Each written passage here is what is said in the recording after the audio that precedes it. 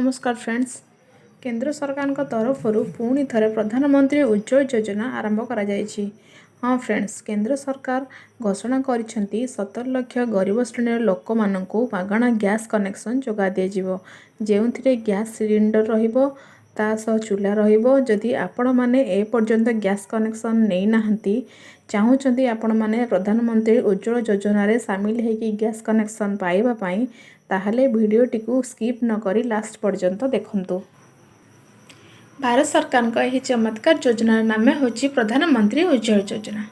यही योजना भारत सरकार 2016 मसीह आरंभ करथिले। यही योजना अधीन रे सरकार देशर गरीब महिला मानकु मागणा गैस सिलेंडर जगाउछंती। आपणक सूचना पई आसंतु आपणको कहिबा जे वर्तमान पर्यंत अनेक महिला को प्रधानमंत्री उज्ज्वल योजना अधीन रे मागणा गैस सिलेंडर सुविधा दिया जायछि।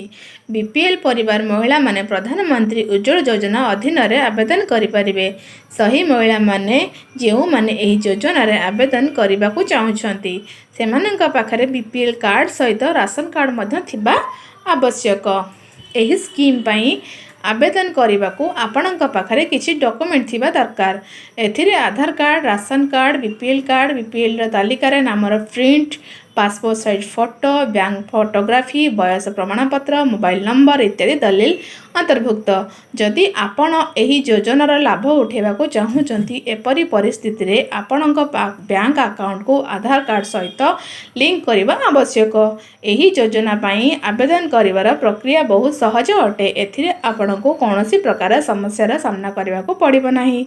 प्रधानमंत्री उज्ज्वल योजनार ऑफिशियल वेबसाइट में ये मेंशन करछि, जानतु एवं समस्त आवश्यक पदक्षेप अनुसरण करी आपण एही योजना पई सहजरे आवेदन करि परिबे।